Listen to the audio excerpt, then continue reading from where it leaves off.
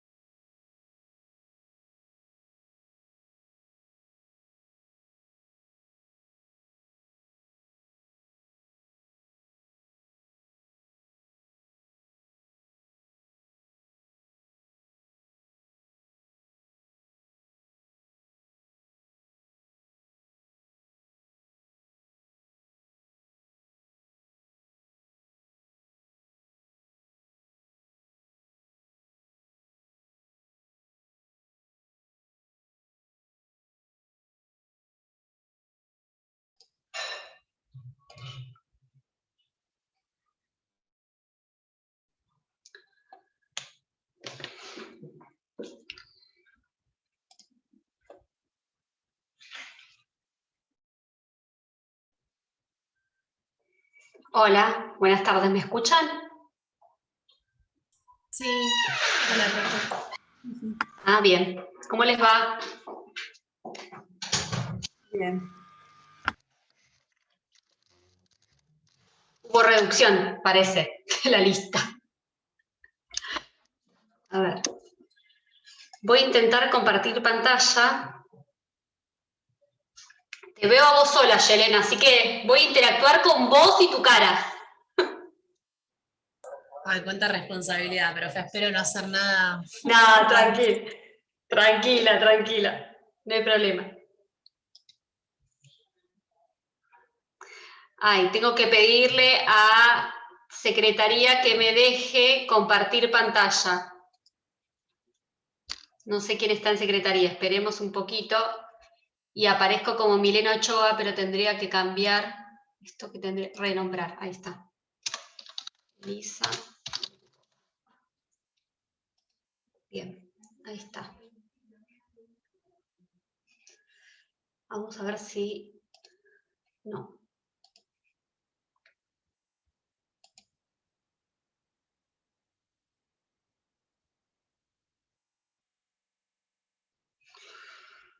Creo que la otra vez yo les había compartido por el chat, ¿no? El PowerPoint.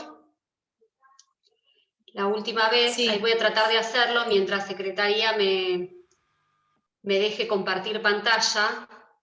Esperen. Chat.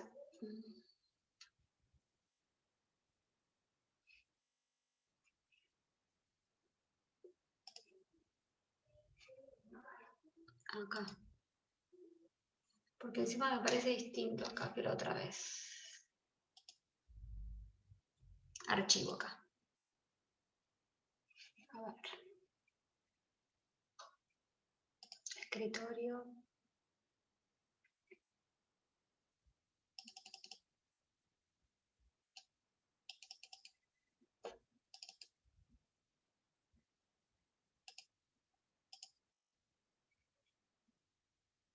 Bueno, ahí les convertí. Bueno, está como PowerPoint, no está como PDF. Pero bueno, se sumó una más. Somos 3, Abril. Estoy viendo alguna cara. A ver si ahora puedo compartir. No. ¿Cómo podemos hablar con Secretaría para que me deje compartir pantalla?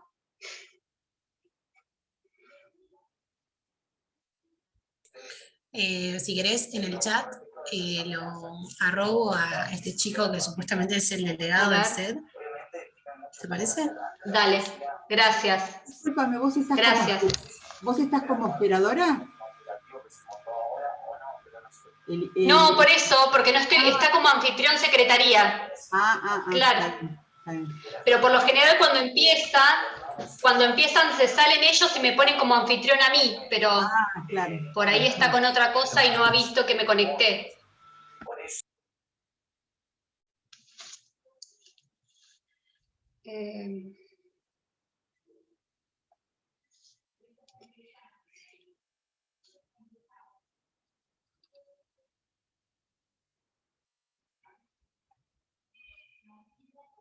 Vamos a esperar unos minutos. Mientras tanto yo vuelvo a intentar compartir, pero me dice, el anfitrión inhabilitó la función de compartir las pantallas de los participantes.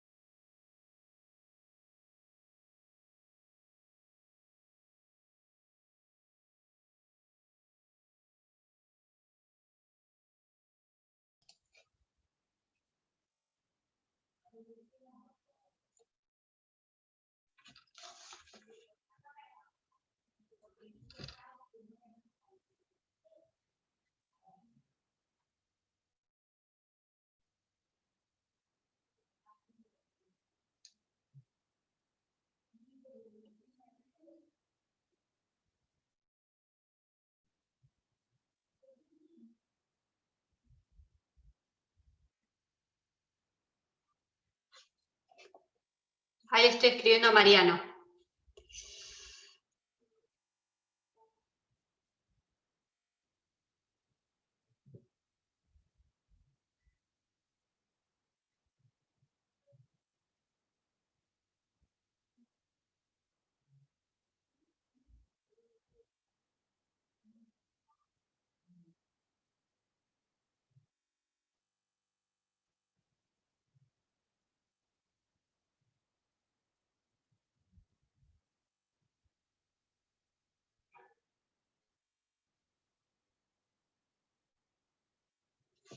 Ahí está. Ahora sí.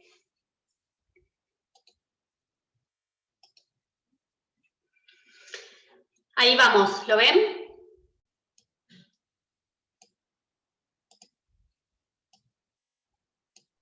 Sí, sí. Sí, bien. Gracias, ahora sí. Vamos. Ahí.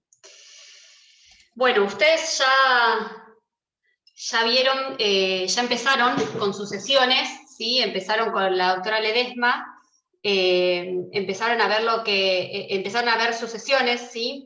Lo que tiene sus Profe. sesiones, a diferencia de lo que por ahí pasaba. Sí. No, que no tuvimos clase, ¿eh? Solo nos subieron un power. Ah, no tuvieron virtual, no tuvieron todavía. Bien, bueno. Entonces, más a mi favor de lo que voy a decir.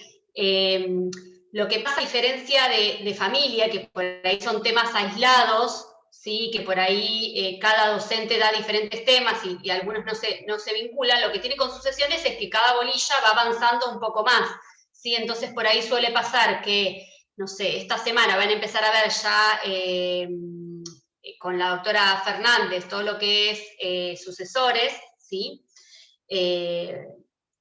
Y por ahí todavía ni siquiera vieron lo que es capacidad para suceder, poder decirles algo.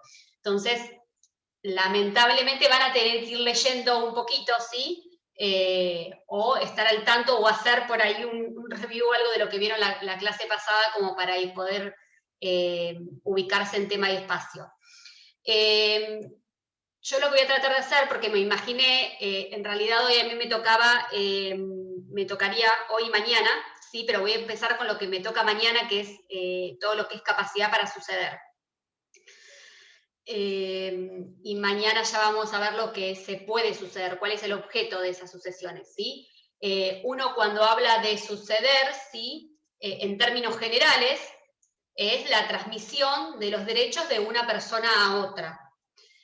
Esa transmisión de derechos de una persona a otra, de que un titular se lo transmite, se lo traspasa a otra persona u otras personas, ¿sí? Esa transmisión puede ser por actos entre vivos, como por ejemplo una compraventa, una permuta, o puede ser esa transmisión, esa sucesión de derechos por causa de muerte.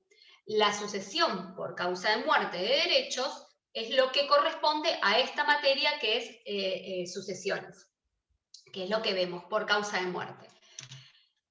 Yo acá les pongo, ¿sí? El 398 y 399 habla de la transmisión de derechos de una persona en términos generales, esto de que puede ser por actos entre vivos o por causa de muerte.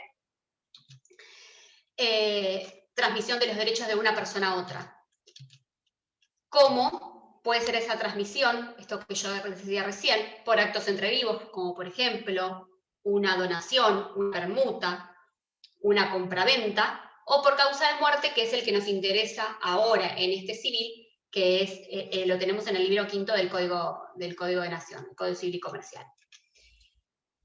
Ahora, ¿alguno trabaja en un estudio? Somos poquitos, pero ¿alguno trabaja en un estudio, hace sucesiones, el estudio donde trabaja? ¿O alguno lamentablemente tuvo que pasar por un proceso sucesorio? No, bien, bueno, para algunas, para lo último suerte, para los otros. El tema es así. ¿Qué es lo que yo necesito para la transmisión de esos derechos por causa de muerte? Precisamente la muerte, lamentablemente necesito la muerte de una persona, ¿sí? Tenemos que matar a alguien, en el buen sentido, digo, ¿no? Bien, entonces, primero lo que necesito es para la transmisión de derechos por causa de muerte, que se produzca el fallecimiento de una persona. Ahora, yo digo que esta cesión de derechos, esa transmisión de derechos, se produce desde el mismo momento de la muerte del causante. Desde el mismo, por ejemplo, fallece mi papá, ¿sí? Desde el mismo momento de la muerte de mi papá, yo voy a, los derechos que a él que le corresponden, los que son transmitibles por herencia, ¿sí? Por sucesión, se me van a transmitir a mí y a sus herederos forzosos. Por ejemplo, su cónyuge, mi mamá y mi hermana, ¿sí? Desde el mismo momento de la muerte del causante, esos derechos a mí me corresponden por ser heredera, ¿sí? Diferente es el inicio del juicio sucesorio, que eso es a pedido de partes, ¿sí? Que ya vamos a ver quiénes son, en su momento verán quiénes son los legitimados para el inicio del proceso sucesorio. Pero la apertura y la muerte se produce, la apertura del proceso sucesorio, es decir, la transmisión de esos derechos, se producen desde el mismo momento de la muerte del causante. Hay algunas personas, algunos herederos, que van a necesitar sí o sí, o que son herederos forzosos, ¿sí? Y hay otros que van a necesitar un llamamiento. Ahora vamos a ver cómo es ese llamamiento que hace la ley a los posibles herederos, ya sea a los herederos forzosos o cuando no tiene herederos forzosos, ¿sí? a otros. Fíjense, muerte y apertura se producen desde el mismo momento de la muerte del causante. Transmisión instantánea de la herencia a los herederos.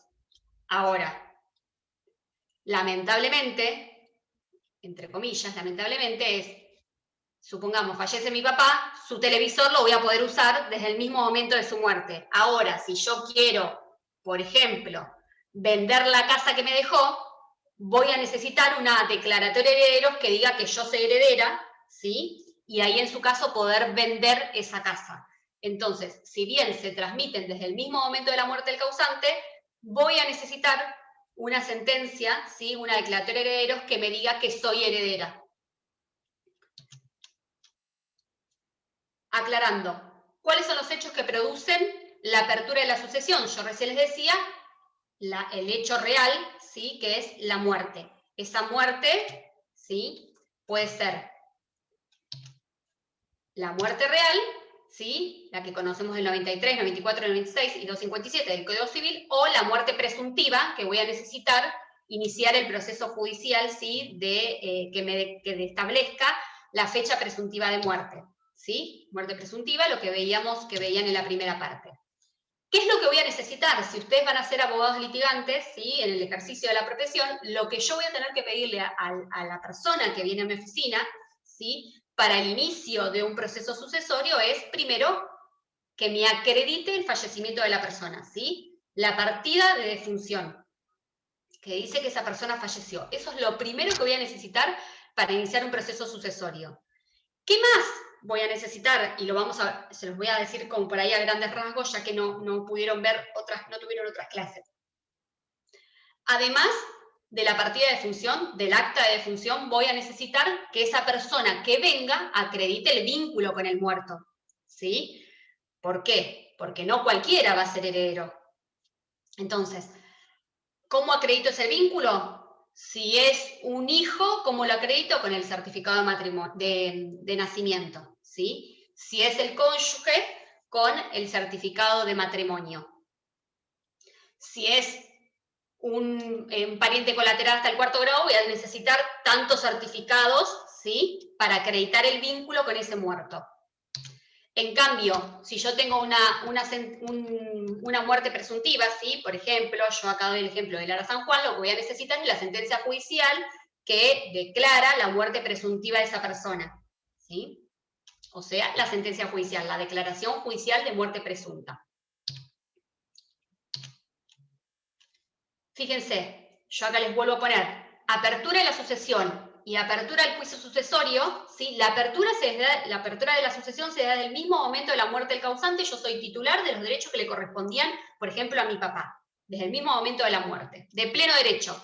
Ahora, la apertura del proceso sucesorio, ¿sí? Es posterior, como consecuencia de la iniciativa que hacen los herederos o los legatarios, ya verán quiénes son los legatarios, o los acreedores del causante, ¿sí? Que tienen derecho a iniciar el proceso sucesorio, por ejemplo. Fíjense que hay una distinción entre apertura de la sucesión y apertura del juicio sucesorio. Yo adelantaba que el código establece, ¿sí? Uno siempre habla de quiénes son los herederos forzosos, ascendiente, descendiente, cónyuge, y después tenemos los colaterales hasta el 4º grado que no son herederos forzosos. Esas son las personas que la ley llama a suceder, ¿sí? Al causante, al muerto. ¿Pero por qué? Porque en principio, ¿qué es lo que se dice? Primero tengo que ver si tiene testamento, porque en principio la persona puede haber dejado un testamento estableciendo quiénes son sus herederos, ¿sí? ¿Quién quiere que lo sucedan? Ahora, en el caso de que no hubiese dejado, que es en la mayoría de los casos, ¿sí? Que podemos ver hoy en tribunales, el código, lo mismo establecía el Código Vélez, establece cuáles son las personas, ¿sí? Que el causante, que van a heredar al causante. ¿Por qué? Porque establece cuáles son las personas que si el causante hubiese podido dejar testamento, a quienes hubiese querido dejarlo, ¿sí? Entonces dice, bueno, si el causante hubiese dejado testamento, se los considera que se los hubiese dejado ascendiente, descendiente, cónyuge. Y en su caso a los colaterales hasta el 4º grado. Entonces, en primero es que las sucesiones, el llamamiento que hace la ley a los posibles herederos puede ser por testamento o por ley, o puede ser mixto, es lo que llamamos las sucesiones en parte testadas y en parte intestadas. Cuando hablamos de sucesiones testamentarias son cuando existe un testamento, que hay una creencia por ahí media generalizada de que en Argentina no se puede hacer testamento, y la realidad es que sí se puede hacer testamento, y no solamente que se puede hacer testamento, sino que además existen 2 tipos de testamentos. Existe el testamento hológrafo, ¿sí? Y el testamento por acto público. Yo tacho ahí el cerrado, porque el cerrado con el Código Civil y Comercial, ¿sí? Con la reforma del Código se eliminó el testamento cerrado, que era una opción que nos daban antes, que no lo vamos a ver porque para no meterlos en darles mucha información, pero lo cierto es que en Argentina se pueden hacer testamentos y que además hay 2 tipos de testamento, el testamento hológrafo y el testamento por acto público. El testamento hológrafo es el que hace de puño y letra el causante, ¿sí? Que después van a ver cuando vean sucesión testamentaria cuáles son los requisitos de ese testamento. Tiene que ser de puño y letra del futuro muerto, diríamos, cuando hablamos de causantes, el futuro muerto, en este caso, de puño y letra de él, y tiene que tener, ese es el primer requisito de puño y letra, después tiene que tener la fecha y la firma, ¿sí? La fecha es para establecer la capacidad que tenía el causante al momento, o el futuro causante al momento de redactar su testamento, y la firma, ¿sí? De él. Después va a ver que hay diferentes variantes en cuanto a la fecha, en cuanto a la firma y la posibilidad de hacer el testamento, ¿sí? Pero lo que me dice el código, lo que me establece el código en cuanto a los requisitos del testamento hológrafo, ¿sí? Que tiene que ser de puño y letra del causante y que tiene que contener la fecha y la firma. Ahora, si la persona está acostumbrada a firmar, no sé, mi nombre, Elisa Bengoa, no importa, firmaré Elisa Bengoa. Después hay opciones, hay por ahí diferentes situaciones que pueden darse, por ejemplo, no dice 10 de mayo del 2021, dice, no sé, el día, supongamos que es mi cumpleaños del 2001, por ejemplo, entonces se sabe que mi cumpleaños era el 10 de mayo, por lo tanto el testamento lo hice el 10 de mayo, ¿sí?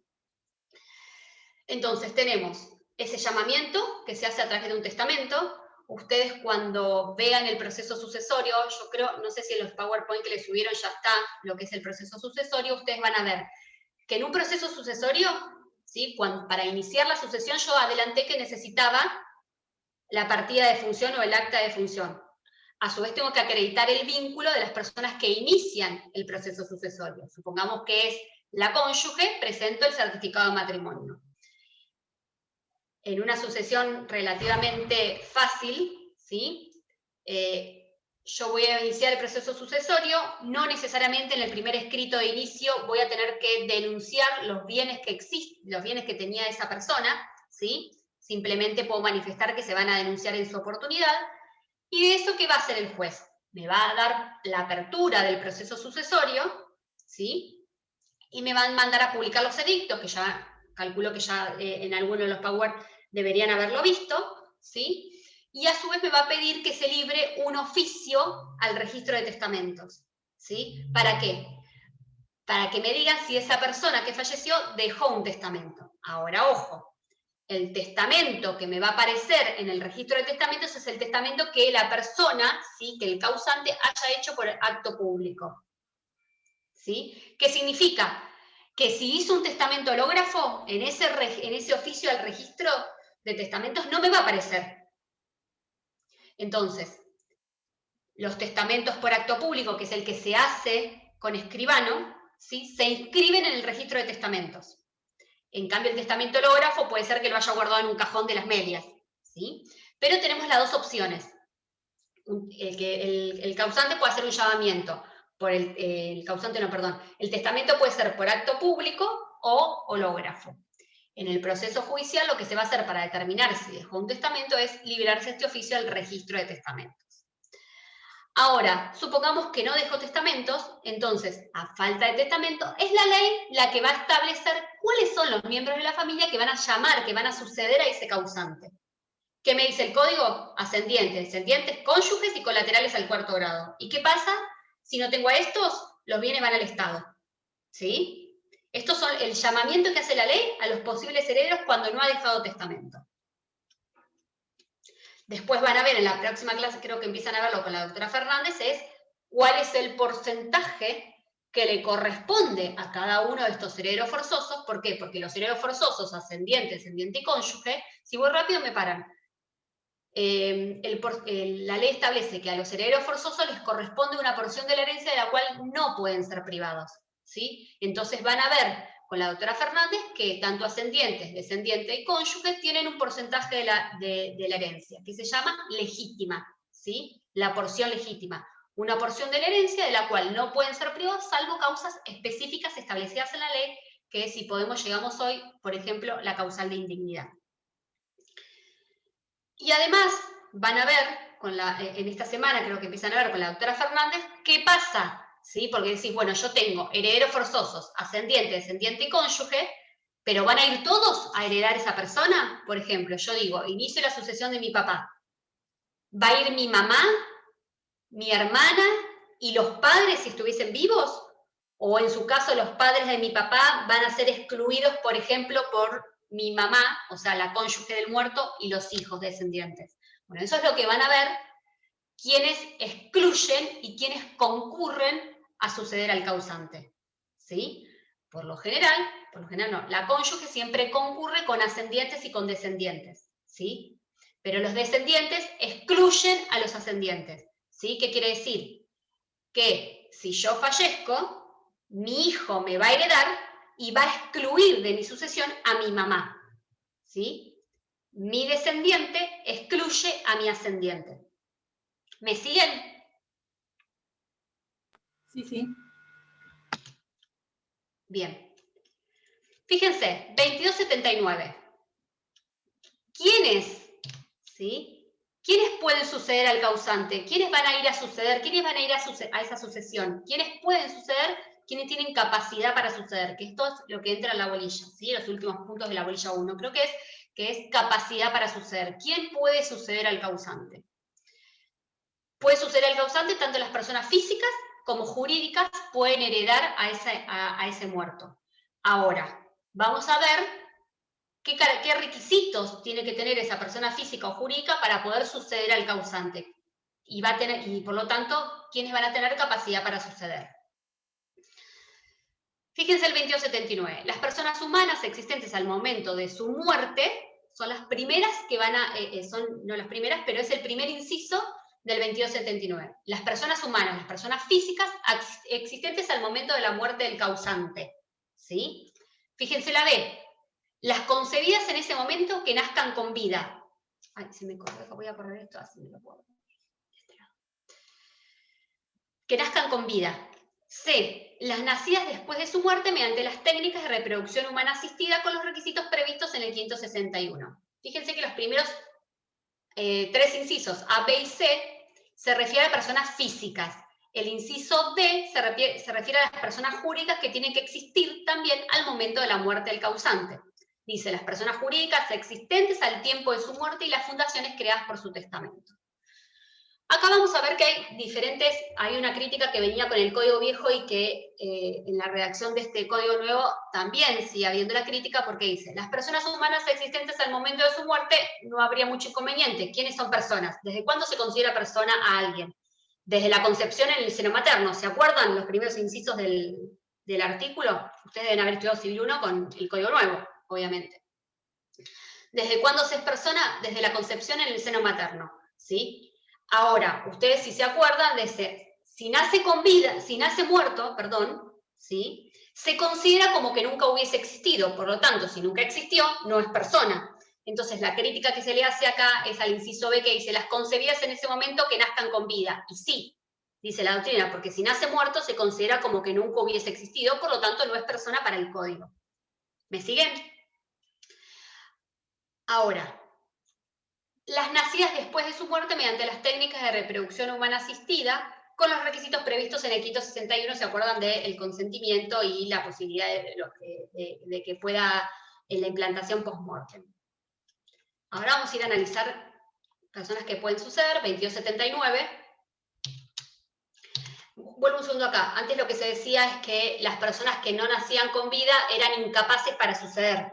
En realidad la crítica que se le hace es que en realidad no es que son incapaces para suceder, en realidad no son personas porque se considera como que nunca hubiesen existido. Esa es otra de las críticas que se agregan a el inciso B. Ahora, fíjense, hábiles para suceder, yo acá se los divido en dos, dijimos, tanto las personas físicas como las personas jurídicas. Pueden suceder al causante, el requisito es que existan al momento de la muerte.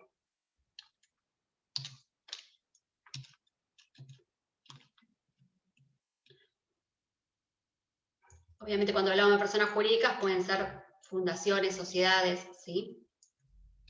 Ahora, fíjense, personas físicas, condición que nazcan con vida. Si nace muerto, con esto que yo lo que decía recién, se considera que nunca existió y por ello no puede suceder al causante, no puede heredar a esa persona.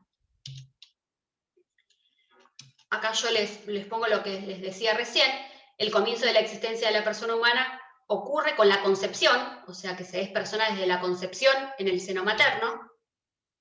Los derechos y obligaciones del concebido o implantado en la mujer quedan irrevocablemente adquiridos si nace con vida. Si no nace con vida, se considera que la persona nunca existió, por lo tanto, no es persona.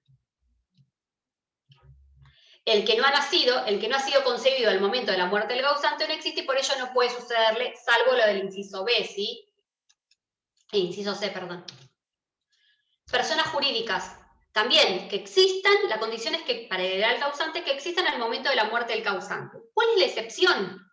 Aquella fundación que no existe al momento del fallecimiento del causante, pero que se crea con posterioridad como consecuencia de una disposición testamentaria expresa realizada por el futuro muerto, por el causante en su testamento. ¿Cuál sería el ejemplo? Supongamos que yo dejo un testamento y pongo que dejo todos los bienes que tengo para una fundación que quiero que se cree, ¿sí?, en mi nombre. Entonces, al momento de mi fallecimiento, esa fundación no existe. O sea, no cumple con la condición de que exista el momento de la muerte del causante. Pero es creada, es solicitada la creación por el propio causante en su testamento. Esa sería como la excepción de las personas jurídicas, ¿sí?, que no existen al momento de la muerte del causante, pero que igualmente pueden heredarlo, ¿sí?, que es cuando el propio causante en su propio testamento ordenó la creación, ¿sí?, de esa persona jurídica. Fíjense, es el llamamiento hecho por la ley, ¿sí? La vocación sucesoria. Una cosa es la capacidad para suceder, es quién puede, que se refiere a quién puede ser titular de derechos y obligaciones por causa de muerte, esa capacidad para suceder, ¿sí?, quién puede ser heredero, y dijimos tanto las personas físicas jurídicas que existan al momento de la muerte del causante, y otra cosa es la vocación sucesoria, ¿sí? Cuando hablamos de vocación sucesoria se refiere al llamamiento que hace la ley, ¿sí?, o por voluntad del causante, es decir, porque haya testamento, o en el caso de que no hay testamento, a una persona para que reciba una herencia determinada. Es decir, yo puedo tener capacidad para suceder, pero puedo no tener vocación sucesoria para determinada persona en particular. ¿Sí? Por eso la diferencia entre capacidad para suceder y vocación sucesoria. ¿Sí? La capacidad para suceder se refiere en términos generales, la vocación sucesoria es respecto al llamamiento que hace la ley o por testamento respecto a una herencia de una persona determinada. Capacidad para suceder, vocación sucesoria. Yo acá les pongo, fíjense la diferencia entre cada uno. Capacidad para suceder es general, una persona existe y por lo tanto tiene capacidad para suceder a cualquiera. Ahora, la vocación sucesoria específica para una sucesión en particular. Es respecto de una persona determinada cuando cuente con un llamamiento hecho por la ley o por el causante en su testamento. Esperen un segundo que me está sonando el teléfono que lo corto.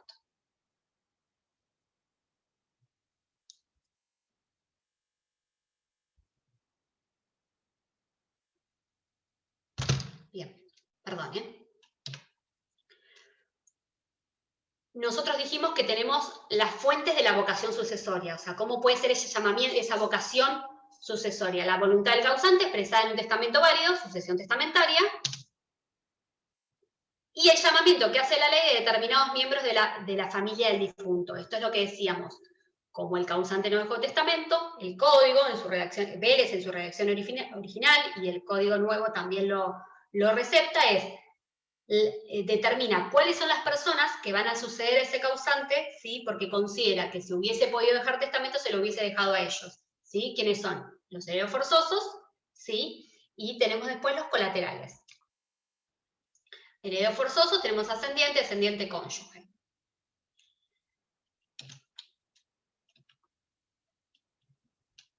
Profe, no entendí, ¿podría volver ¿Cuál es la la condición? filmina atrás?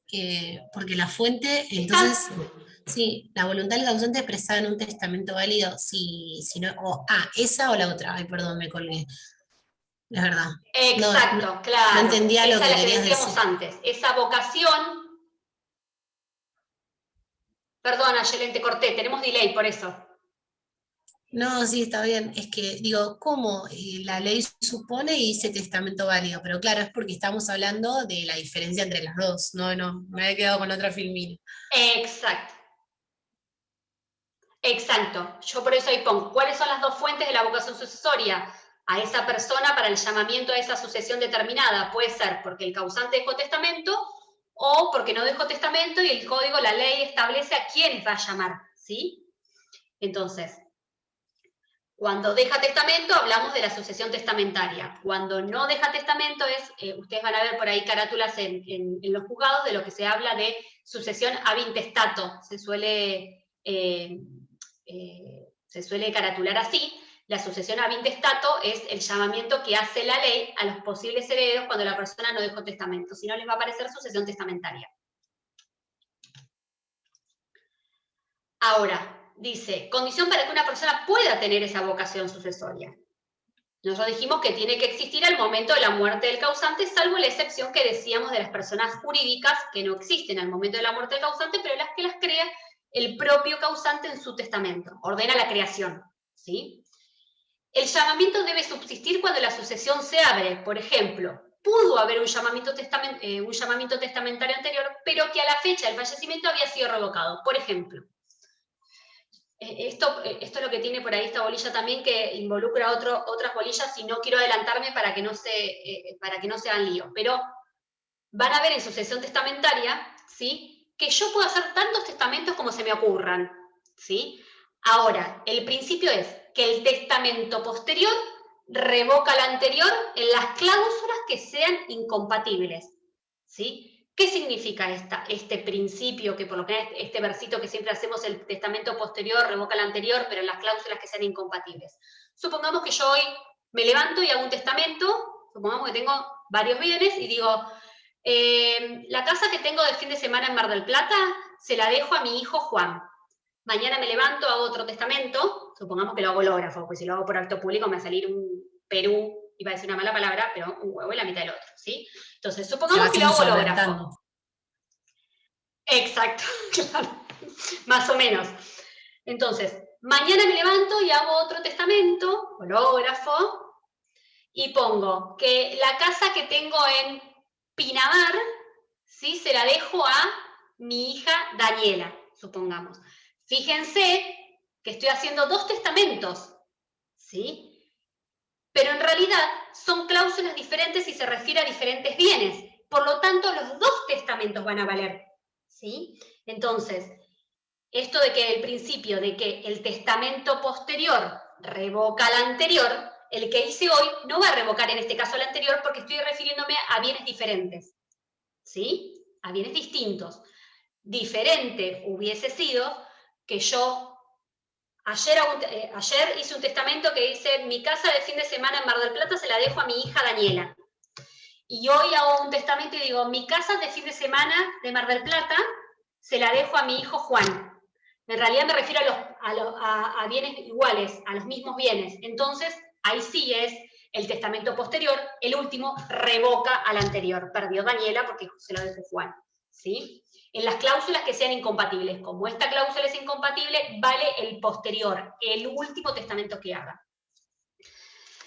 Se utiliza, se suele utilizar, yo me acuerdo que en el ejercicio de la profesión, antes de entrar al Poder Judicial, al Ministerio Público, era depositaria de testamentos hológrafos. Esto es una gran discusión y seguramente siempre se trata de ver cuáles son los pros y los contras, o cuáles son los beneficios y las desventajas de los tipos de testamento, en realidad. Yo hacía el chiste recién de que me va a salir un Perú, porque en realidad, ¿sí? Y perdón si alguno, yo siempre digo lo mismo, tiene algún familiar escribano, pero también uno tiene que defender su profesión, y lo que se suele hacer es que los testamentos hológrafos se dejan, ¿sí?, en poder de algún abogado de confianza, y en el caso de que fallezca, ¿sí?, se establece la obligación, obviamente, de presentarlo, de decir: bueno, mira, cuando fallezca vos das a conocer a mis herederos que existe este tipo de testamento. ¿Por qué? Porque el testamento hológrafo lo que tiene, si bien es gratis, y yo puedo hacer tantos testamentos como se me cante, y cuantas veces quiera, ¿sí?, el tema es que también es barato, esa es la ventaja, pero la desventaja es que puede desaparecer, ¿sí?, y que no Y hay quede que inscrito en probarlo. ningún lado. Claro, después vamos a ver en sucesión testamentaria que en realidad lo que hay que hacer es probar que además de la capacidad, obviamente, no es que tengo que probar la capacidad, ¿no? O sea, el que quiere hacer caer ese testamento va a tener que probar que el causante no tenía discernimiento en el momento de la realización. Pero para la prueba tengo que probar que la letra y la firma son del causante, ¿sí? Entonces se presentan 2 testigos que acrediten, ¿sí?, frente a la secretaría del juzgado, que acrediten que la firma y la letra era de ese muerto. Yo me acuerdo que teníamos uno, pero para que lo grafiquen un poco, en el ejercicio de la profesión tenía uno que me había venido a ver la señora antes de fallecer, obviamente, si no sería como una aparición media rara. Antes de fallecer vino a decirme que tenía 4 hijos, que obviamente sabía que la iban a heredar, pero ella quería, ustedes van a ver en otra bolilla, que los herederos forzosos, ascendiente, descendiente, cónyuges, tienen una porción de la herencia de la cual no pueden ser privados, ¿sí? Pero a su vez existe en Argentina lo que se llama la porción disponible. ¿Qué significa la porción disponible? Es que además de que yo sé que tengo herederos forzosos y que no puedo evitarlos, salvo que exista alguna causa justa para sacarlos de mi sucesión, ¿sí?, existe la posibilidad de que yo tenga una porción de mi herencia que yo puedo dejársela a quien se me antoje. ¿Qué significa? Que yo puedo mejorar la porción que le corresponde a un hijo, por ejemplo, a un heredero forzoso, o puedo dárselo a un tercero, a un vecino, una amiga, lo que sea. No le voy a decir porcentajes para que no se mezclen, ya lo van a ver más adelante. Pero sepan que existe lo que se llama la porción disponible, que puedo hacer con ella lo que se me antoje, siempre que no afecte, obviamente, las porciones de mis herederos forzosos. En esta situación que les digo, esta persona viene y me dice: mira, mi porción disponible, mi parte, yo quiero mejorar la porción que le corresponde a una de mis hijas, que es la que se ocupó de mí, la se viene ocupando de mí hace mucho tiempo, desde en los últimos años, ¿sí? Entonces, a la parte de mi herencia que a ella le corresponde, quiero a su vez mejorarla en algo, ¿sí? Pero obviamente no tenía plata para ir a hacer un testamento por acto público, entonces lo que hizo, obviamente lo que le expliqué, es que puede hacer un testamento hológrafo.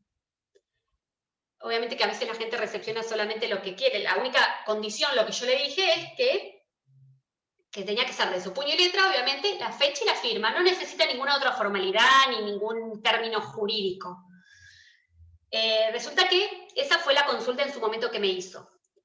A los 2 o 3 años viene la hija, a quien ella había querido mejorar, ¿sí?, con el testamento hológrafo que había hecho la madre, que había agarrado un afiche, ni siquiera una cartulina, chicos, afiche, y había escrito en el afiche, ¿sí?, quiero dejar mi porción disponible a mi hija tal, fecha y firma, ¿sí? Lo del afiche digo porque en realidad habíamos tenido que reducirlo para presentarlo al expediente, más allá que presentamos el original, pero bueno, ella con un afiche, así como si estuviese en un pizarrón, y ahí escribió su testamento, porque el código lo único que te pide es que sea de puño y letra, ¿sí? Hay algunas situaciones en algunos libros, creo que en el de la Spiri habla también de uno que había hecho su testamento con, no me acuerdo si era con una tiza, no me acuerdo qué, lo había escrito en una bolsa de diario, ¿sí? O Pero también esta otro que lo señora había tenía, escrito en la pared. ¿esta señora tenía algún Sí, perdón. problema o se quiso hacer la graciosa? No sé si es que solamente consiguió un afiche o pensó que lo tenía que hacer en un afiche o en un cartel, ¿no? Lo importante es que lo hizo, ¿sí? Que se lo dio la hija, pero que los otros hijos no sabían que había hecho un testamento por hológrafo y que le había dado la porción disponible a esta hija, que obviamente cuando viene la hija iniciamos la sucesión testamentaria, es decir, en realidad era en parte testada y en parte intestada, ¿sí? Porque iban a venir los herederos forzosos, que eran los otros hijos, ¿sí? Y a su vez teníamos un testamento, así que es lo que se llama sucesión mixta, ¿sí? Los otros no conocían de la existencia de testamento y tuvimos que llamar, ¿sí?, después van a ver lo que es el proceso de la sucesión testamentaria, a 2 testigos, que eran una amiga y el médico, a quien había sido el médico de ella, ¿sí?, que conocían de la letra. La amiga obviamente dijo que conocía que esa era la firma y la letra de ella, porque cuando ella vivía en España, ella antiguamente se mandaban cartas, y que podía dar fe que esa era la letra de ella. Y el médico también, cuando le pasaba las órdenes de los medicamentos, antes cuando se dejaba, ¿sí?, para que nos hicieran las recetas, era con la letra de la causante. Obviamente que los otros hijos, en este caso, no se opusieron, pero podrían haber dicho, ¿sí?, que no era la letra de la madre, y en su caso ahí sí probar. Ahora después pueden ver, no es la mayoría de los casos lo que sucede, pero sí podrían haberse opuesto. Igual creo que en este nosotros habíamos presentado también para probar un cuaderno de recetas de cocina que ella solía escribir para que se constate, ¿sí?, que era la caligrafía, que era la letra de la causante. Pero bueno, fíjense que en este caso ella se quedó con el testamento, la hija, pero supongamos que lo hubiese encontrado otro, lo que tiene esto iba, que lo que tiene el testamento hológrafo es que tranquilamente puede perderse, ¿sí?, puede sustraerse, puede esconderse, puede eliminarse. Vamos a ver que igualmente, si yo pruebo que determinado heredero sustrajo el testamento hológrafo o hizo que el causante lo hiciera de determinada manera, o lo rompió o lo hizo desaparecer, es una causal de indignidad, que significa que esa persona, ese heredero, puede ser excluido de la herencia, de la sucesión de esa persona en particular. Por eso acá, cuando yo decía condiciones para que una persona pueda tener vocación sucesoria, sí dijimos que existe el momento de la muerte del causante, con la excepción que ya vimos de las personas jurídicas. El llamamiento debe subsistir, ese llamamiento debe subsistir cuando la sucesión se abre. Por ejemplo, puede haber un llamamiento, esto que decía recién, testamentario anterior, pero que la fecha del fallecimiento había sido revocado, ¿sí? El ejemplo que yo daba de tantos testamentos existan, siempre que no sean incompatibles en sus causas, en sus disposiciones. La vocación sucesoria no puede encontrarse contrariada por voluntad del causante, por sentencia judicial o por disposición judicial. A esto quería llegar con lo que decía recién. Si yo pruebo, ¿qué significa que esa vocación sucesoria no sea contrariada? ¿Por qué? Porque se presentó una acción para declararlo indigno, por ejemplo, a esa persona, ¿sí? Entonces su vocación sucesoria está cuestionada.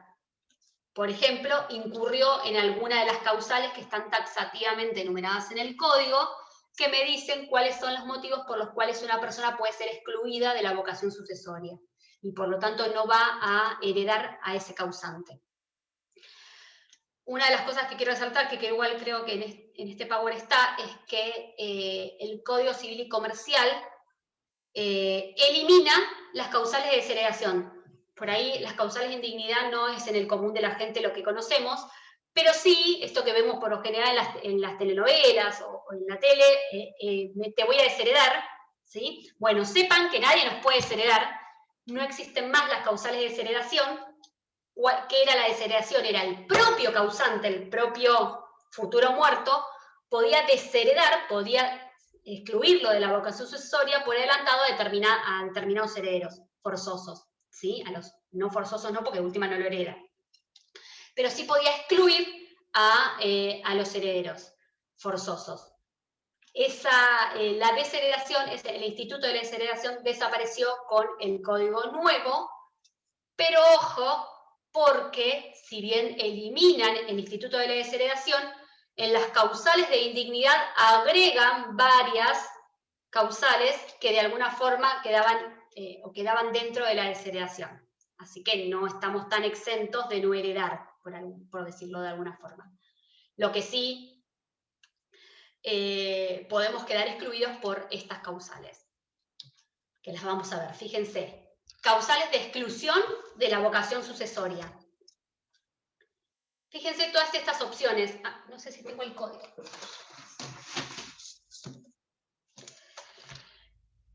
Fíjense que yo les pongo acá. ¿Cuáles son los motivos por los cuales puedo ser excluido de la vocación sucesoria? ¿Sí? De este llamamiento que hace la ley, que me hace a mí la ley respecto de un causante en particular. Puede ser por renuncia, porque renuncio a la herencia, porque puede suceder que renuncie a la herencia, por las causales de indignidad, que es el 2281, ¿por qué más? Por existir un divorcio, ¿sí? Yo estaba divorciada del causante y el divorcio hace perder la vocación sucesoria, ¿sí? Quedó excluido de la vocación sucesoria, por decisión judicial que pone fin a la convivencia, en el caso de interrupción de la convivencia. En los casos de separación de hecho, yo igual pongo los artículos, hay algunos que no tienen mucha dificultad, por eso vamos a analizar más que nada las causales de indignidad, pero estas son 6 situaciones en las cuales voy a quedar excluido de la vocación sucesoria. Separación de hecho, la separación de hecho, sin voluntad de unirse, obviamente, trae aparejada la exclusión de la vocación sucesoria. Matrimonio in extremis, que lo vimos cuando vimos matrimonio, cuáles son las situaciones de los matrimonios in extremis cuando fallece dentro de los 30 días de haberse celebrado el matrimonio por una enfermedad existente, salvo obviamente que hubiese sido para regularizar una situación de hecho. Por ejemplo, vivían en unión convivencial por mucho tiempo antes de casarse, ¿sí? Fue para regularizar una situación. Y renuncia, que ya lo nombré. Renuncia no tiene mayor dificultad, ¿sí? Cuando el heredero manifiesta, este es el 2301 es la renuncia que hace el heredero, expresa, ¿sí? Puede ser por un acta judicial, o ahí en el juzgado, o por acto público, ¿sí? Cuando el heredero manifiesta de una manera expresa su voluntad de no recibir la herencia, fíjese, se considera como si el renunciante nunca hubiese sido llamado a heredarlo. ¿Qué va a pasar con su porción? Va a acrecentar, va a aumentar la porción que le corresponde a los otros herederos. Cosa que muchas veces no vemos, ¿sí? Siempre alguno es por conveniencia, pero bueno, por lo general está la opción de que podamos renunciar a la herencia, ¿sí? Tiene que ser en forma expresa.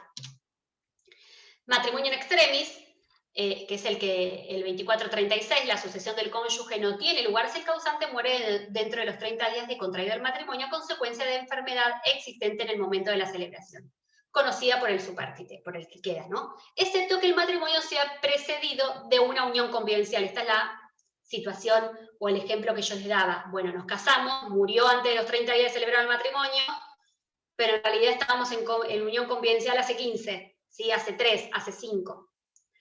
Hubo un caso, ¿se acuerdan? Que había salido en la tele de un chico muy joven que se había casado con una señora muy adinerada, y no me puedo acordar el nombre. Adelfa. Bueno, que había salido... Y era... Reinaldo, ¿no? Adelfa. ¿Se acuerdan? Sí, porque ¿vieron que se acuerdan? ¿Se acuerdan? ¿El chico no era el de que se casó después con Guido Zuller? No, Claro, no, algo de eso era- había, ¿no? Era Me un parece que chisme uno es cruzado. Reinaldo y el otro es Adelfa. Claro, Y Adelfa después, era la que murió. claro. Claro. Y Reinaldo Bueno, se casó con Adelfa. claro, claro, exacto. Bueno, piensen en esa situación que Adelfa muere dentro de los 30 días y no había una unión convivencial previo de ellos, ¿sí? Hacía poco que se habían conocido. Entonces, en esa situación queda excluido, él es excluido de la vocación sucesoria, supongamos, de Adelfa, ¿sí?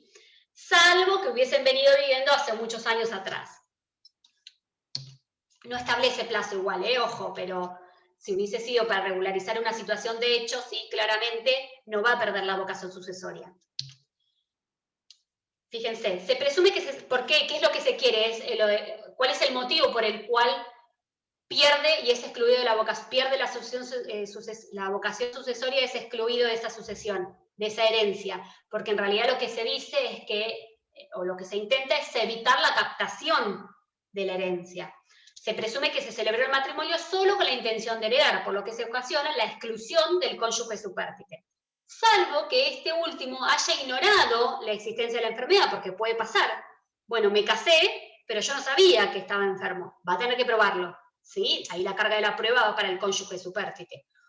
O que haya, la otra opción es la que decíamos recién, o que aquella no hiciera suponer que tenía una gravedad tal que podría ocasionar la muerte inmediata. O sea, no sabía, sí sabía que estaba enfermo, pero no sabía que se iba a morir de un momento a otro.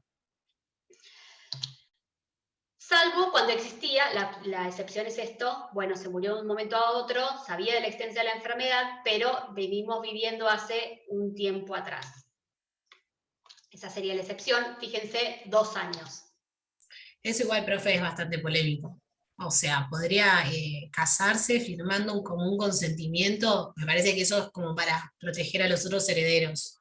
O no, medio novelesco. Sí, pero bueno, ¿cómo para proteger a los otros herederos? Y me suena a que los hijos no se bancan Adelfa y a los Reinaldo. novios. Sí, no sé, me suena así, como medio a eso. Claro, sí. Sí, es que sí, puede ser, por supuesto. Por eso es lo que, a ver, pueden ser las dos opciones. Quizás hace poco tiempo que está, fíjate, igualmente el plazo son 2 años, entonces hay como un mínimo de reconocimiento de la unión convivencial. Bueno, si hace 2 años que estás en unión convivencial y te casás, no sabías de la enfermedad, falleces dentro de los 30 días, no vas a quedar excluido si tenés más, dentro de 2 años de la unión convivencial. Ahora, si es menos, vas a tener que probarlo, la carga de la prueba y se invierte, ¿sí? Porque en principio el código establece que si no cumplís con ese plazo, que en realidad lo que se hizo es que la celebración del matrimonio es con la intención de captar esa herencia, la intención de heredar a esa persona, porque sabés que va a fallecer. Hay muchas situaciones en esta. Pasa mucho, ¿saben qué? También por ahí no se casan, pero sí con el tema de las pensiones. Porque la pensión a la conviviente le corresponde, entonces también utilizan, por ahí no se casa, pero sí hacen el trámite para iniciar la pensión, que también igual se exige un plazo de convivencia, pero bueno, no es lo mismo heredarlo que por lo menos la unión convivencial, la pensión. Fíjense esta, divorcio, dijimos, la sentencia de divorcio, ahora les voy a contar igual algo. La sentencia de divorcio hace perder la vocación sucesoria. ¿Qué es lo que necesito? Porque yo quedo divorciado, obviamente, desde que dice la sentencia. Pero para que se dé a conocer a terceros, ¿qué necesito yo? ¿Qué necesito hacer con esa sentencia de divorcio? Anotarle la sentencia. Exacto. ¿Dónde la anoto? En el registro. En el registro. Una vez que se dicta la sentencia de divorcio, exacto. Una vez que se dicta la sentencia de divorcio, esa sentencia de divorcio se manda a inscribir el registro de estado de capacidad de las personas en La Plata. Esa famosa inscripción, ¿para qué es? Se hace una nota marginal en el certificado de matrimonio, en el acta de matrimonio, ¿sí? Como que esas personas que se casaron en determinada fecha se divorciaron, en tal fecha es una nota marginal costadito. ¿sí? Ahora, esto pasa mucho porque yo siempre digo sucesiones y familia, muchos alumnos me dicen no me gusta, pero como lo dije cuando vimos familia, y lo digo ahora que estamos viendo sucesiones, son dos de los grandes procesos que nos aseguran el cobro de nuestros honorarios. ¿Qué pasa muchas veces? Que tenemos sentencias de divorcio, pero no las inscriben porque las partes no pagan los honorarios, porque para que el juez me ordene el libramiento del oficio de inscripción de la sentencia de divorcio, el abogado tiene que acreditar que cobró sus honorarios o que al menos sus honorarios están asegurados. Lo mismo pasa con las sucesiones. Para que se libre un oficio de inscripción de los bienes que eran del muerto para que pasen a los herederos, es necesario, supongamos un bien inmueble, una casa o un auto, un bien mueble o un mueble registrable, es necesario primero que el abogado acredite que percibió sus honorarios o que al menos sus honorarios están asegurados. Si no, ese bien no se puede pasar a los herederos o los herederos no se lo pueden vender a un tercero. En esta sucesión que les voy a contar, ¿qué pasó? No me acuerdo por qué interveníamos nosotros, por los chicos, en realidad. La madre, la madre de dos chicos menores de edad, inicia la sucesión de su cónyuge. Cuando vienen las tías, en realidad, de estos dos chicos, porque los chicos no vivían con la mamá, eran menores de edad, pero no vivían con la mamá, vivían solos en realidad solos, y la tía que los ayudaba. Viene la tía a decirme en realidad que esta señora, que había iniciado la sucesión, había denunciado bienes en el expediente, se había presentado en representación de sus hijos, ¿sí? Y por derecho propio en la sucesión del muerto, porque era la cónyuge, suponíamos la cónyuge supérstite, en realidad se había divorciado. Cuando entramos a ver, efectivamente había una sentencia de divorcio, pero esa sentencia de divorcio no estaba escrita. Entonces, ¿qué hizo esta señora? Inició la sucesión de su cónyuge por derecho propio en representación de sus hijos. Los hijos se enteran de casualidad, ahí es que vienen con la tía a verme al estudio, y cuando entramos a ver, en realidad ellos no tenían determinado si la madre se había divorciado o no se había divorciado, pero sí recordaban algo de este tema en relación al padre. Y resulta que efectivamente se presenta en su momento el escrito manifestando que la señora estaba divorciada y que del causante, que si bien no se había inscrito en la plata, no se había inscrito el divorcio, que en realidad estaban divorciados, ¿sí? Y obviamente se pidió la exclusión de la vocación sucesoria de esa persona, y los dos únicos herederos que quedaron, los únicos herederos forzosos, eran los dos hijos menores de edad, que encima eran mellizos, así que los dos de la misma edad. Pero en su momento se pidió la exclusión. ¿Por qué? Porque ella se presentó, ¿qué tenía que acreditar? El matrimonio. Nosotros dijimos, tengo que acreditar la muerte y el vínculo. Claro, ella presenta un certificado de matrimonio y el matrimonio el divorcio no está inscrito. Entonces no salió la nota marginal del divorcio. ¿Me siguen? Sí, sí. Sí, y hasta ese momento había pasado como un año y ella había administrado otras propiedades que tenía. Obviamente se pidió igual rendición de cuentas y depósito en el expediente de lo que había percibido de las propiedades que alquilaba, que si bien en un porcentaje algunas le correspondían un 50% porque no se había disuelto la sociedad conyugal, había una parte que no le correspondía nada, ¿sí? Porque entraban el 50%, lo que era ganancial entró en el 50% en el expediente. Pero bueno, a veces uno cree que estas cosas no pueden pasar, pero sí pasa. Sí. El acta, cuando vos tenés que acreditar la relación, el acta se pide en el momento, o sea, tiene que ser con fecha para evitar esto de que no aparezca por ahí que se inscribe una sentencia de divorcio. Exacto. Tienen una fecha de validez los certificados del registro. De hecho, antes se utilizaba la libreta de familia, vos podías presentarlo, pero porque la libreta de familia, no sé si sigue estando, creo que sí, la libreta de familia, te la siguen dando en el registro civil cuando te casás, y ahí te anotan los nacimientos, incluso las defunciones, los divorcios, pero claro, ellos se habían divorciado, tenían sentencia, la mujer presentó un certificado de nacimiento, de matrimonio actualizado, pero claro, como la sentencia de divorcio nunca había sido inscrito, nunca apareció. Porque si vos no la inscribís, no te van a aparecer la nota marginal del divorcio en la partida de matrimonio. Le salió mal, y seguro le tuvo que pagar los honorarios al abogado del divorcio, ya que estaban, ¿o no?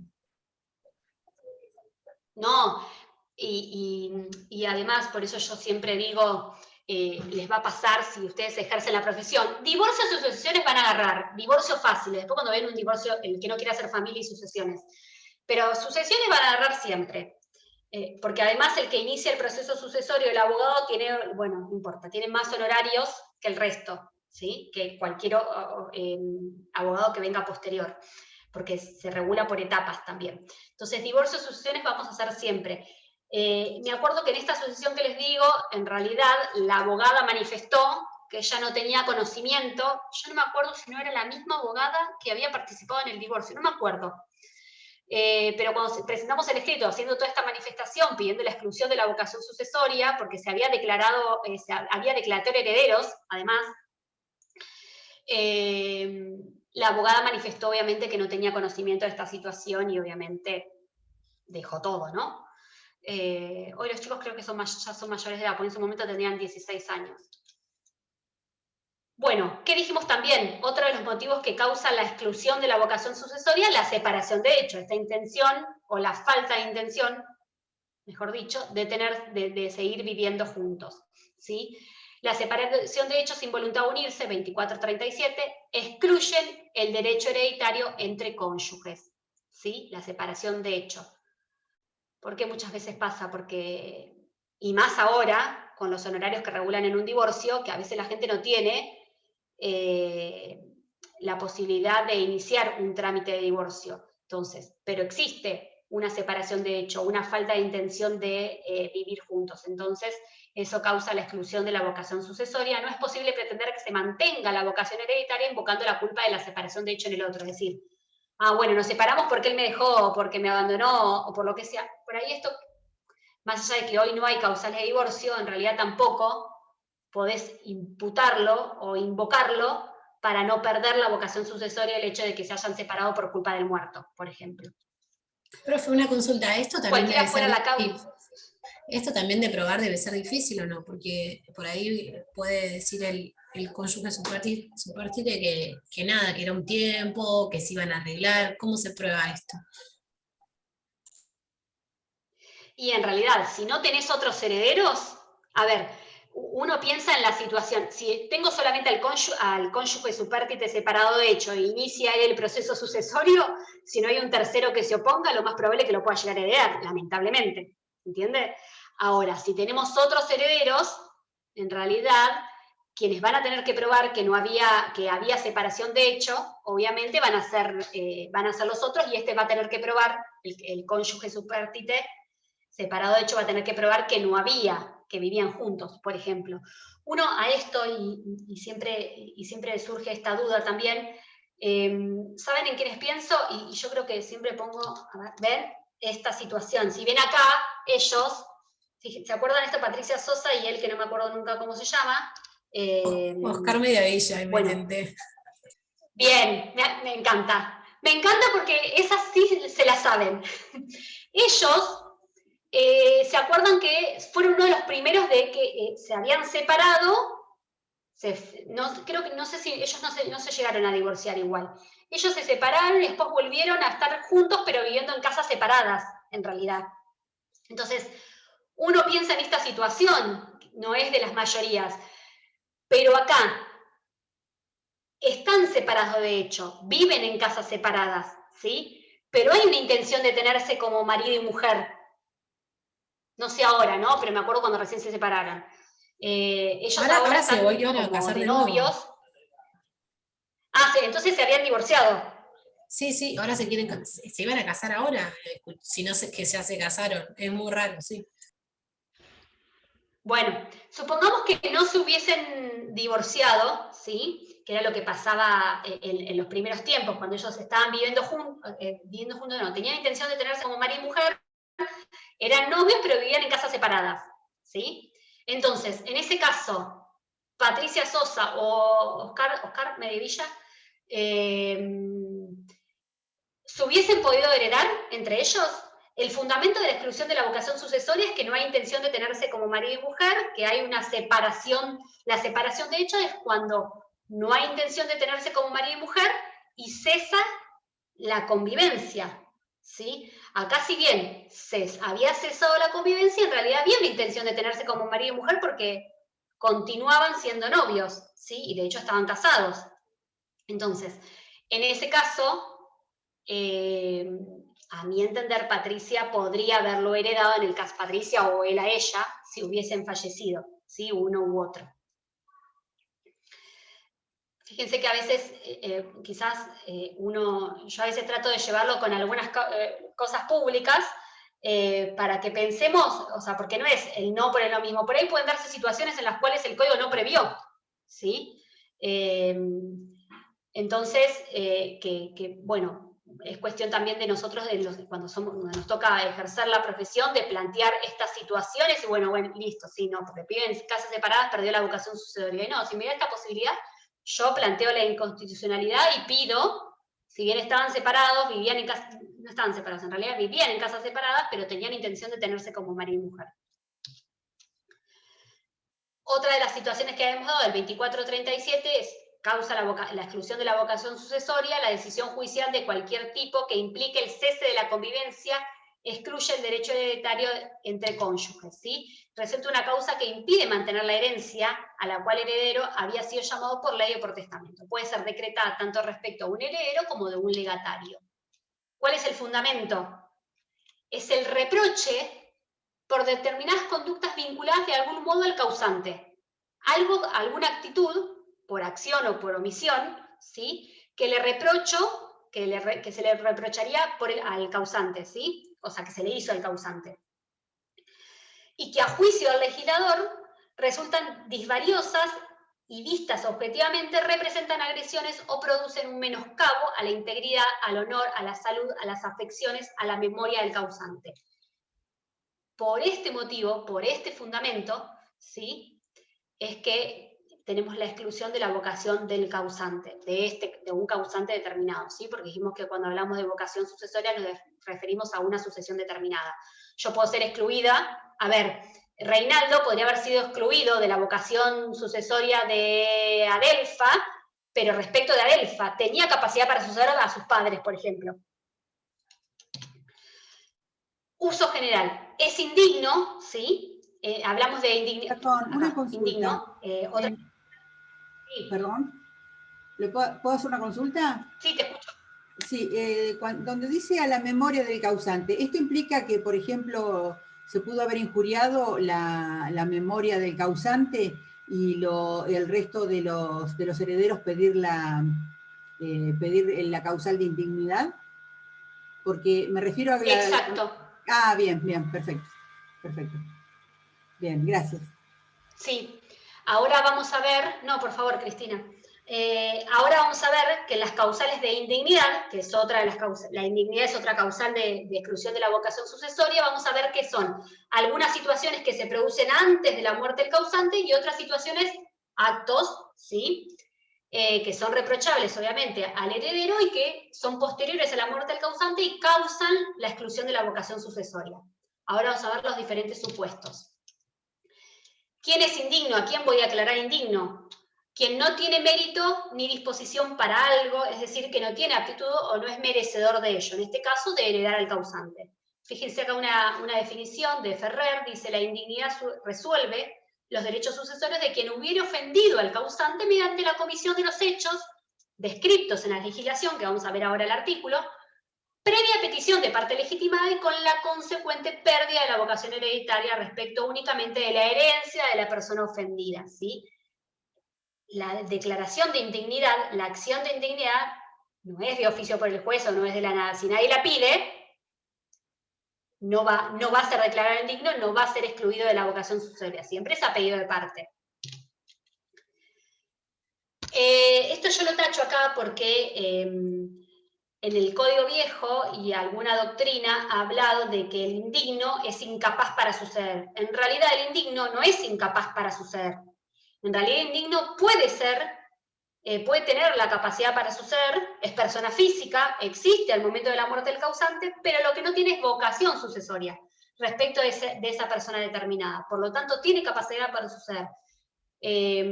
Por eso es que Tacho no es un incapaz para suceder, para que no se confunda porque algunos hablaban de incapacidad para suceder. ¿Cuál es la sanción que trae la acción de indignidad? ¿Sí? La pérdida de la vocación sucesoria, no siendo actualmente un supuesto de incapacidad.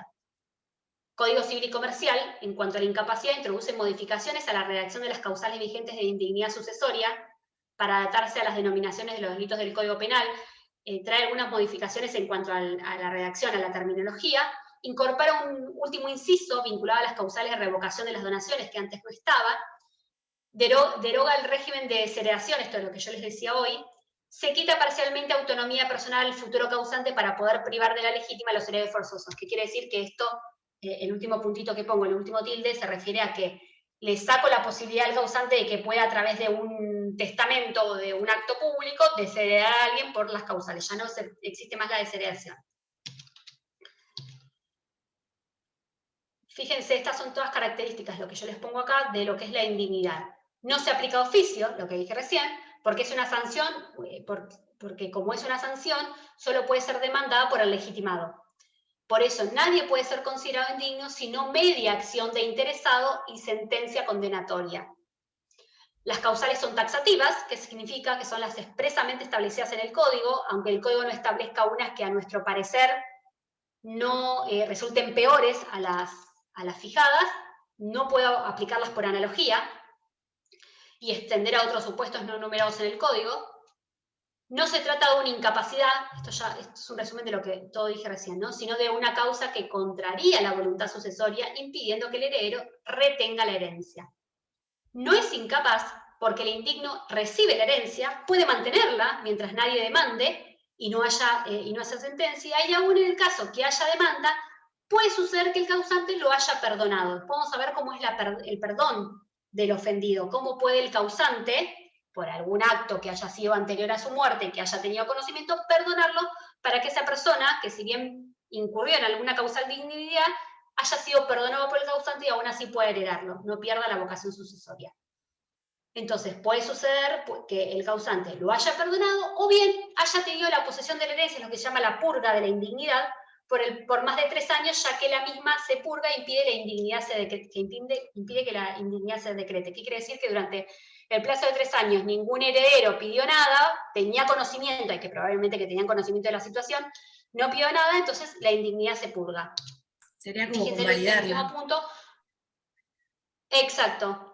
Es en realidad limpio, purgo esa acción u omisión que ofendió al causante, ¿sí? Y que hubiese sido declarado indigno, por el plazo de 3 años se purga, es la purga de la indignidad, de la causal. Después, lo último que les pongo solo es declarado indigno respecto de la herencia que es llamado para suceder, no de otra, a este ejemplo que daba yo recién de Adelfa y Reinaldo, ¿sí? De este chico joven que se lo cuestionó tanto en su momento. Causales. Fíjense, 2281, causales de indignidad. Yo acá, antes teníamos pocas, ahora fíjense que tenemos hasta el inciso I.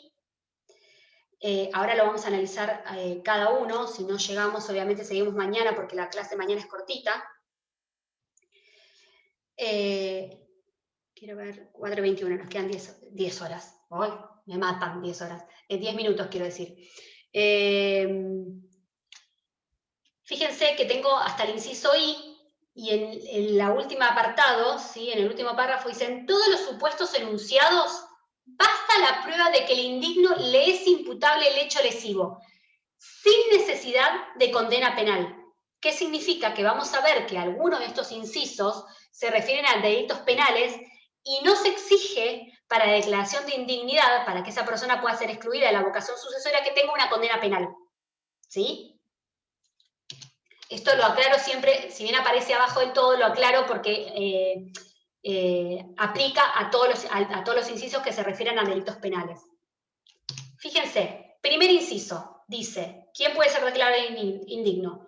Los autores, cómplices o partícipes de delito doloso contra la persona, o sea, un delito contra la persona, contra el honor, la integridad sexual, la libertad o la propiedad del causante, o de sus descendientes, hijos, por ejemplo, nietos, ascendientes para arriba, cónyuge, padres, cónyuge, conviviente o hermano, autor, cómplice o partícipe del delito doloso contra la persona. Acá me dice contra quién, contra la persona, el honor, la integridad sexual, la libertad o la propiedad. ¿De quién?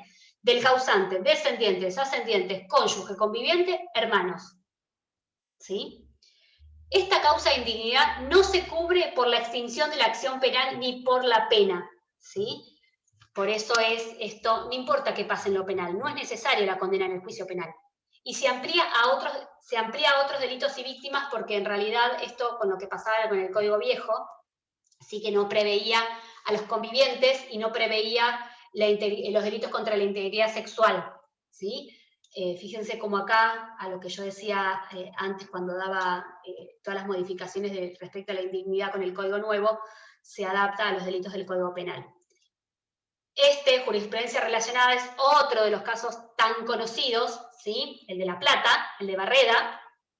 Fíjense, era con el Código Viejo, pero también era una causal de indignidad, porque era un delito obviamente doloso contra la persona, sus descendientes, ascendientes. Fíjense, un hombre que mató a sabiendas a su cónyuge, a sus hijas y a su suegra, y que fue condenado a la pena de reclusión perpetua por ese delito, debe ser declarado indigno para sucederlas, pues se configuran las condiciones exigidas por el 3291, este era el antiguo artículo del Código de Vélez, que hablaba de la indignidad, el 3291. Ahora entiendámoslo en el Código Nuevo, ¿no? Pero perdón, que Barreda, un hombre que mató a sabiendas... ¿Barreda tuvo cara para presentarse en la sucesión? Y porque en un momento planteó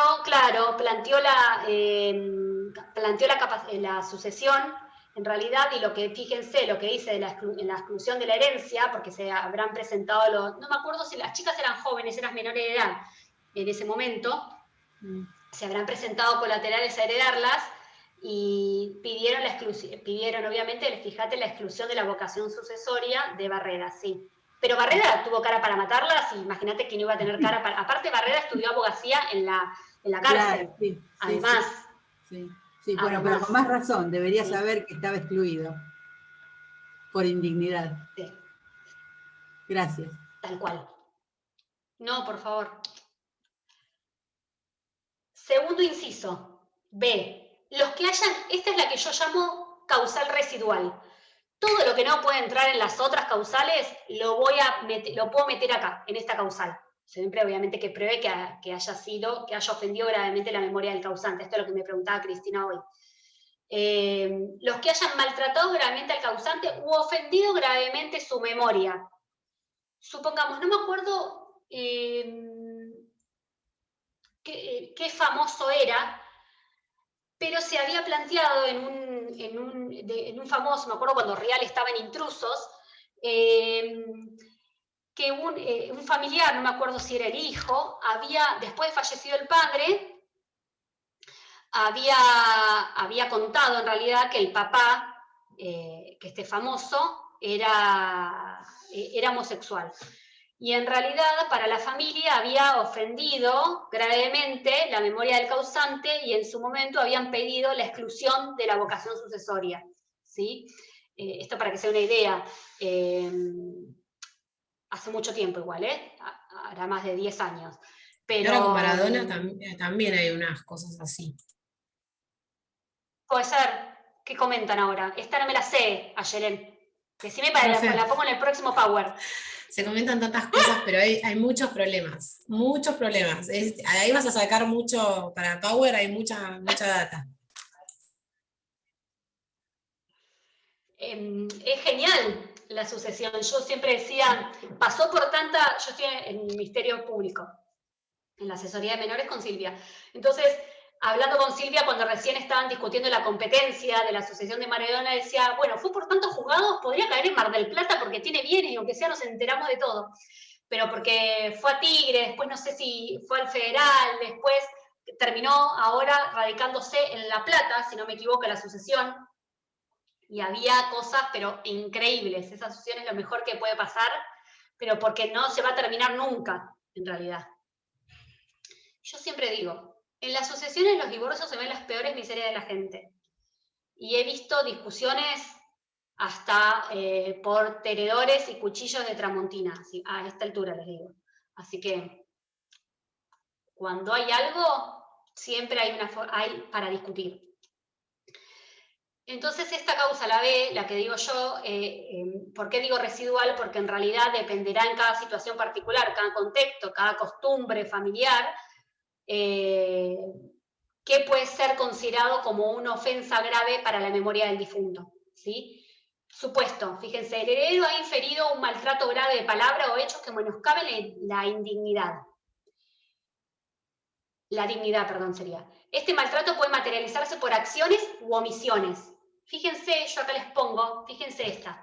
Dice, la pretensa heredera no puede ser excluida de la herencia por indignidad de quien era su cónyuge, dado que si bien formuló una denuncia penal contra el causante, lo cierto es que ésta tenía el deber legal de hacerla, porque cuando las denunciantes del hecho del abuso sexual eran las denunciantes del hecho del abuso sexual eran sus propias hijas, y los deberes inherentes a la patria potestad le imponían formularlas sin advertir una conducta maliciosa temerosa. Acá lo que se había pedido era la exclusión de la vocación sucesoria de la cónyuge subpartite, porque en su momento había denunciado al causante por abuso respecto de sus hijas.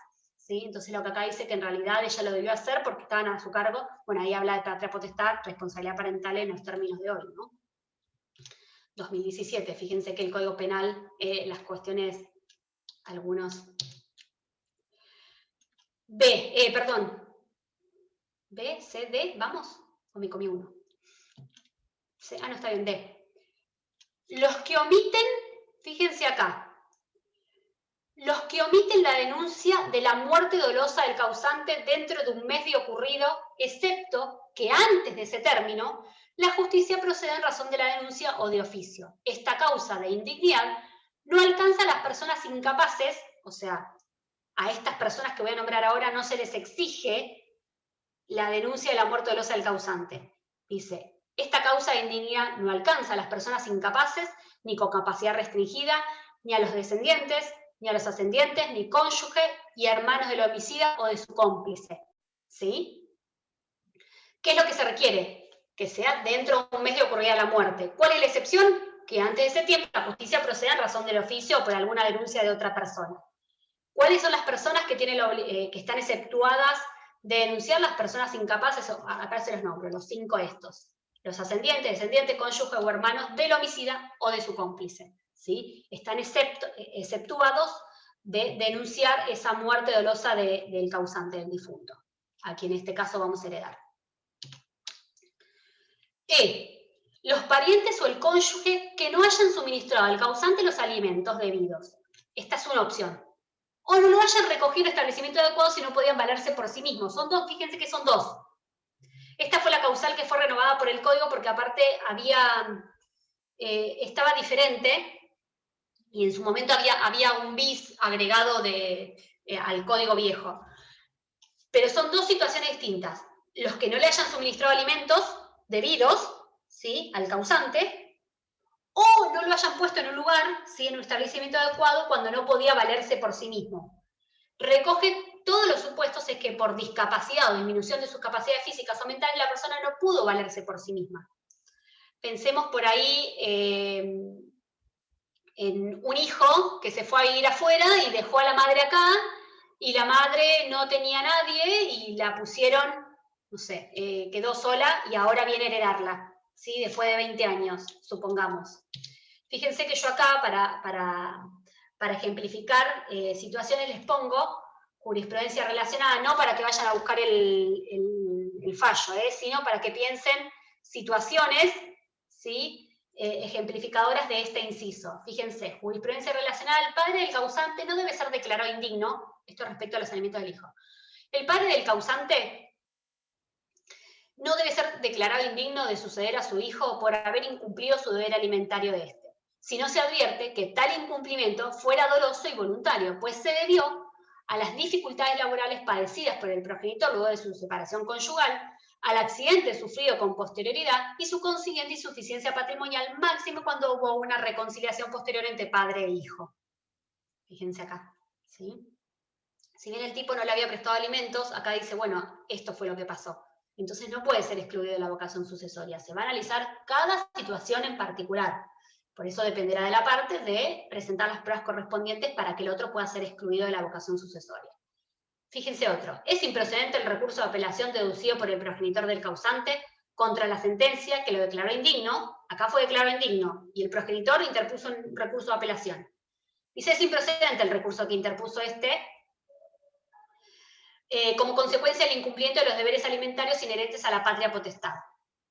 Esto con el Código Viejo, ¿no? En tanto, basó su queja en que dicha causal de indignidad no procedería si el hijo era mayor de edad, mientras que el fundamento del decisorio impugnado se centró en la falta de asistencia prestada durante su minoridad. Perdón.